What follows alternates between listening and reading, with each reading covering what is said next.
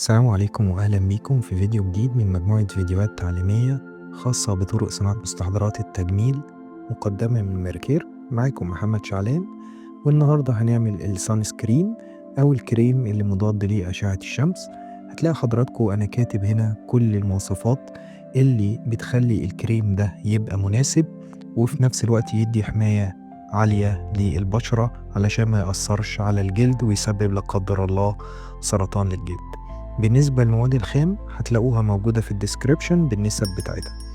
أهم حاجة بس لازم أعرفها قبل ما أبدأ إن المادة الفعالة اللي هستخدمها هنا هي الزنك أوكسايد، بس لازم تبقى نون نانو فيرجن أو النوع النون نانو مش النانو علشان ما يتمش امتصاصه من الجلد. ده الزنك أوكسايد وده الكريم بيز اللي احنا كنا عملناه قبل كده، وده ميكس ما بين جوز الهند وزيت الخروع وزيت اللوز الحلو اللي بيدوا برضو نوع من أنواع الحماية ضد أشعة الشمس.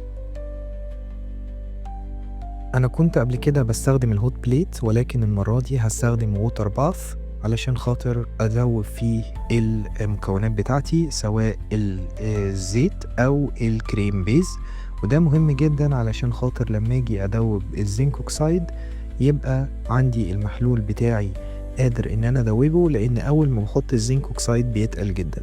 فدي معلومة مهمة إن أنا لازم أدوب أو أسيح الزيوت بتاعتي وكمان الكريم بيز بتاعي.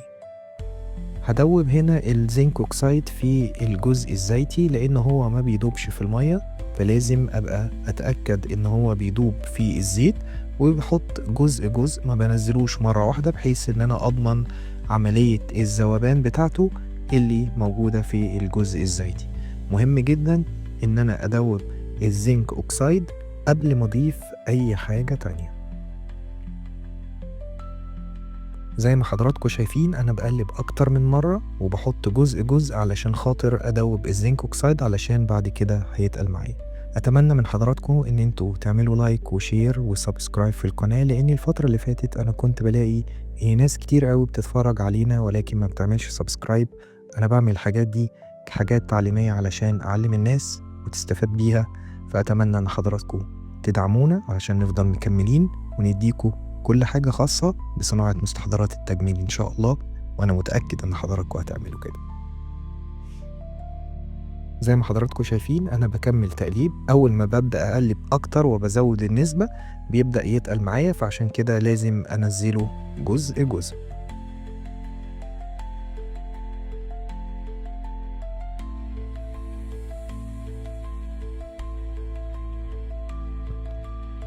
لو انتوا مش قادرين تقلبوا كده عشان ده بياخد وقت كبير ممكن تستخدموا الهاند بلندر طبعا، ولكن بما اني انا بعمل باتش صغير عشان كده كنت بستخدم الجلاس رود. ولكن اهم حاجة اتأكد ان عملية الذوبان بتاعت الزنك اوكسايد في خلال المحلول الزيتي داب تماما قبل ما اضيف بقية المكونات. بعد ما خلاص الزنك اوكسايد داب معايا هبدأ انزل بالكريم بيز، واللي ما كانش شاف الفيديو بتاع الكريم بيز يرجع يشوفه علشان قبل كده انا كنت عملته وقلت ان احنا هنستخدمه في حاجات تانية. فزي ما حضراتكم شايفين كده الكريم بيز عندي هنا انا مش سايبه في الحالة السوليد قوي، يعني خليته شوية يبقى راني او يعني يبقى زايب شوية بحيث ان انا اقدر ادوبه واقدر اقلب. لو حسيتوا ان هو لسه تقيل ممكن تكملوا ان انتوا تحطوه على الهوت بليت او الووتر باث لحد ما يدوب علشان خاطر يبقى سهل معاكم في التقليب.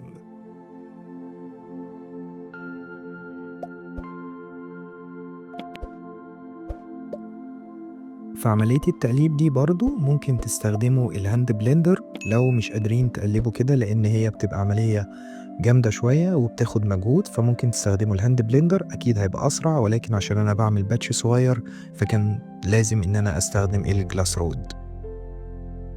خلاص دلوقتي بعد ما بدأ يدوب معايا زي ما حضراتكم شايفين وخد القوام الكريمي، بعد ما امتزج كله مع بعضه هبدأ أضيف بقية المكونات بتاعتي علشان خاطر أبدأ أعبيه.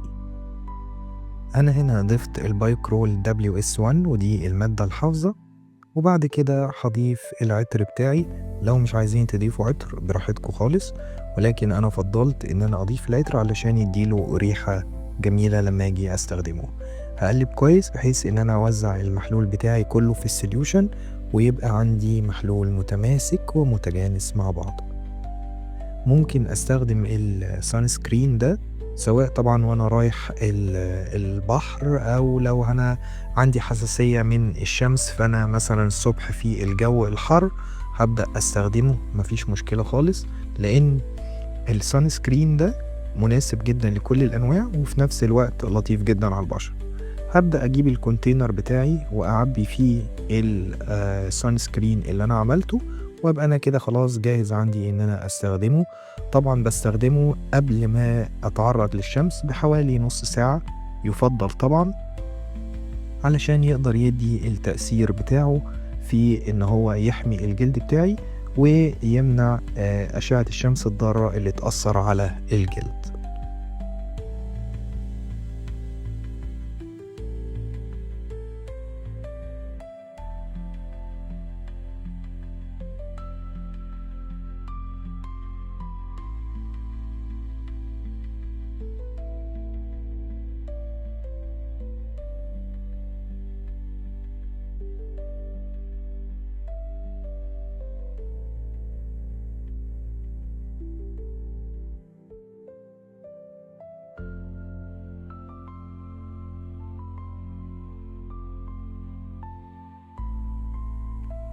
انا خدت جزء صغير كده زي ما حضراتكم شايفين وحطيته على ايدي علشان اوريكم شكله هيبقى عامل ازاي.